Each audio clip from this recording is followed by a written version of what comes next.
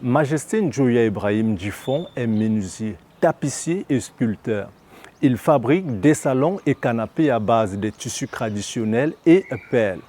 Il sculpte également des chaises et tabourets, une particularité qui attire des clients à s'intéresser au Made in Cameroun. Avant de parler de cet entrepreneur, permettez-moi de prendre une bouffée d'oxygène avec ce générique. Question de vous installer confortablement.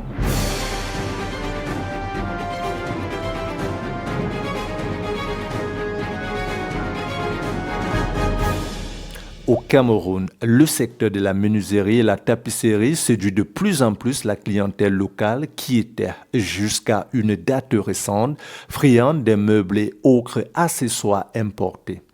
Majesté Njoya Ibrahim Djifon, originaire du Noun, confectionne des salons, chaises et accessoires de haute qualité. En fait, j'exerce dans l'art depuis 32 ans. Là, à un moment, ça ne donnait plus. J'ai changé de matière. Je me suis renversé par le salon que vous voyez, qui est fait en tissu Ntiéya. Donc, c'est venu comme ça, parce que moi, je n'ai jamais fait la menuiserie, ni la tapisserie. Je me suis lancé comme ça. C'est ça, et c'est venu. Puis c'est là où vous voyez là, ça a plusieurs branches, les sculptures, la tapisserie, en fait beaucoup de matière dans ça. Je n'ai jamais fait la tapisserie, c'est ce que je peux le dire. C'est venu comme ça. Au fil des années, Majesté Njoya Ibrahim a acquis une certaine expérience et un savoir-faire qui se reflète sur la qualité de ses productions. Le dessin qui est là, ce que vous voyez là en bordure, ce sont des dessins inventés par le roi Njoya. Le dessin que vous voyez là, ça parle, c'est l'écriture Chuma. C'est un message, ce que vous voyez là. Même le dessin que vous voyez là sur le pan, c'est un message. Vous savez, le dessin, le Ntiéya, que les Bamileke, comment on appelle Ndop. Non. Le Ndop, le Ntiéya, ça sort dans le Noun qui est créé par le roi Njoya. Le roi Njoya qui avait créé l'écriture Bamoun. En créant l'écriture Bamoun, en voulant passer son message, c'était par ce tissu-là que vous voyez là. Parce que ça là, c'est l'écriture Bamoun. Et maintenant, les Bamileke appellent Ndop. Non. Ndop, en Bamoun, veut dire Ndap. Donc le fil, tissu, chouin, Ndap. Donc tissu, Ndap. Donc ils appellent Ndop. Donc la majorité des Camerounaises ne maîtrisent pas cela. Bon, comme ça, c'est allé. Nous sommes tous de l'Ouest, on va faire comment? Le matériel, vous savez, les pelles sortent au Nigeria. Nous achetons ça sort au Nigeria. Et le bois, on travaille avec le bois et le pelle. Il n'y a que... Oui, c'est le pelle. Et nous achetons les pelles au Nigeria. Et on tisse à la main. Par exemple, vous avez vu le fauteuil du canapé, le fauteuil en question. Ça peut prendre au moins 1 an. Hein? Oui, parce que c'est les petits grains. Hein? On tisse à la main. On tisse à la main. Il y a d'autres qui ne tissent pas à la main, qui collent seulement, qui peut prendre 3 mois. Mais ce qui est authentique, on tisse ça à la main. Donc ça peut prendre à 8 mois ou 1 an. Si c'est rapide, c'est 8 mois. Le salon. Pour moi, je peux dire que c'est une entreprise. Parce que j'ai des jeunes de mon quartier qui s'intéressent à ça. Les volontaires qui viennent apprendre. Par exemple, à Promote, J'ai eu quand même des étudiants de l'université qui sont venus me contacter pour apprendre. Je suis vraiment très ravi de faire connaître ma connaissance. Ce menuisier, tapissier et sculpteur relève le niveau de fabrication de meubles et autres articles au Cameroun, un impératif pour pouvoir exciter et satisfaire la demande. Il y a des fauteuils que vous voyez là, il y a le chaise, il y a d'autres là, le salon, Babanki que vous voyez là rond. Vous avez vu 4 tabourets là, décorés en cuivre. La chaise à manger là, il y a 4 chaises à manger. On appelle chaise royale sur le nom, comme ça, on peut dire chaise de la reine. Ce sont des copies, ce ne sont pas des objets qu'on sort du musée, qu'on peut dire non, tout le monde, toute personne peut, tu peux rester, tu peux t'asseoir sur ça. Ce sont des chaises fabriquées par nous-mêmes. C'est moderne, ce n'est pas ancien, ce n'est pas authentique, ce n'est pas la chaise du musée qui est souvent compliquée qu'on dit. Vous savez aussi, dans notre culture africaine en général, même dans le temps, quand la chaise date, ça a de la valeur. Quand la date, ça a de la valeur.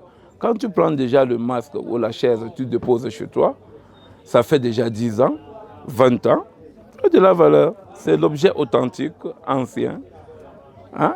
C'est l'objet de mes ancêtres, ce que nous disons souvent, de nos ancêtres. C'est donc le pourquoi quand c'est comme ça a de la valeur, nous vendons cher.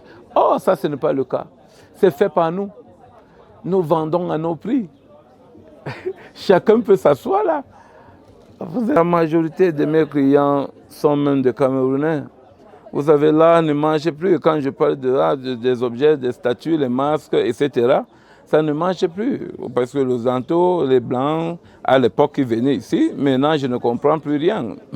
On n'a plus de gens de l'Occident qui viennent ici. C'est donc pourquoi je me suis concentré maintenant sur le fauteuil. Parce que ça ne donne plus avec les masques, les statues. Là, maintenant, tu peux faire ça et rester chez soi.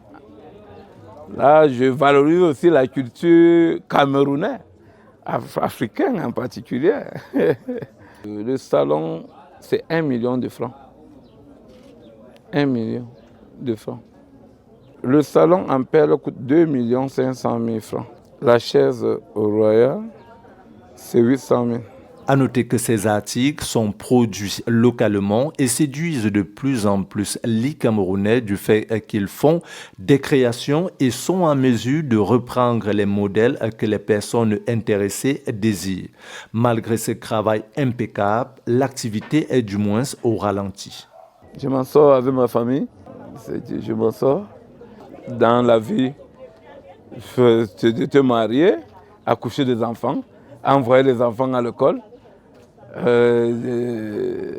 Construire, c'est ça. Si tu fais déjà ça, il reste encore quoi? Hein? Mes enfants ne sont pas des vandales, ce ne sont pas des idiots, ce sont des intellectuels. Dieu merci. Vous savez que c'est à que vous avez envoyé les... Oui, c'est ça. C'est à base de ça. À l'époque, on avait les ordinateurs qui achetaient des objets, etc. Maintenant, ça ne tient plus. Maintenant, il faut maintenant venir dans des foires comme ça, là, profiter tes objets. Il faut... Nous sommes au village, ce que vous allez comprendre. Nous sommes à 400 quelque chose de kilomètres de Yaoundé, de la capitale. Et vous savez, au village, l'argent ne tourne pas comme Yaoundé. Vous voyez? Et je peux dire la propriété est plus ici là que dans le Nord. Quand tu fais ça, tu dois attendre au moins 6 mois,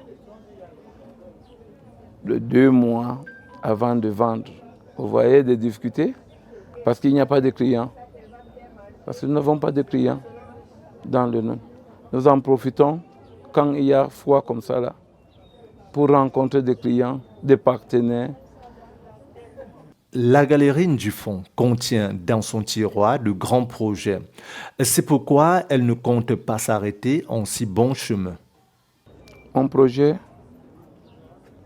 c'est de faire émerger mon institut. C'est de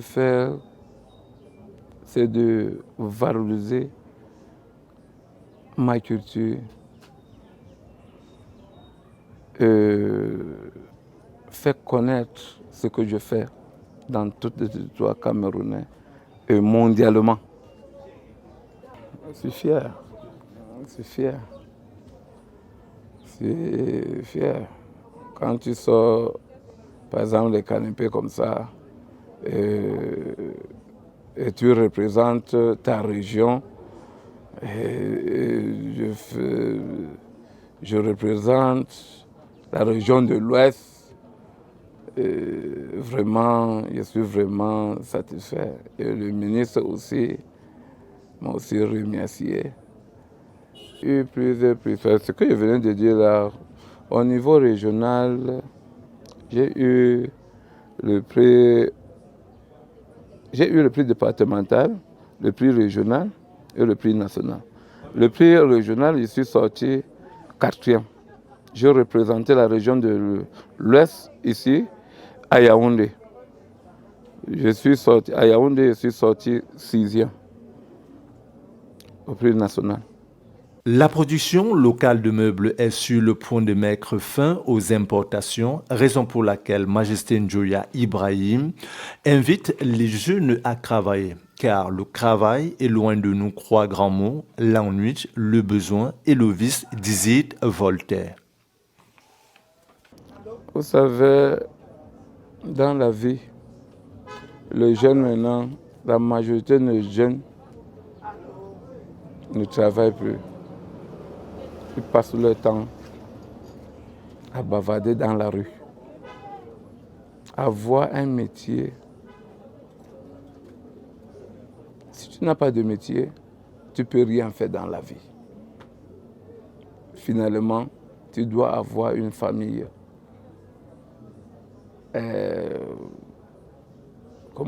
Voyou. Parce que quand tu as un métier, c'est à base de ces métiers que tu dois éduquer tes enfants. Si tu n'as pas de l'argent, tu vas faire comment pour éduquer de l'argent? Il faut avoir un métier. Et je dis aux jeunes, je demande aux jeunes vraiment de se concentrer. Il n'y a pas de petits métiers dans la vie. Même ceux qui courent des chaussures en bordure de route là, ils envoient des enfants à l'université, partout. Ils construisent des maisons à base de ça.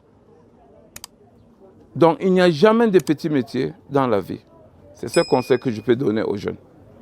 Je suis situé dans le Nord, plus particulier à Fumban, quartier Manka, là où je suis chef de quartier, bloc Monka, dans le village du Palais Royal de Fumban, 6 99 84 58 60.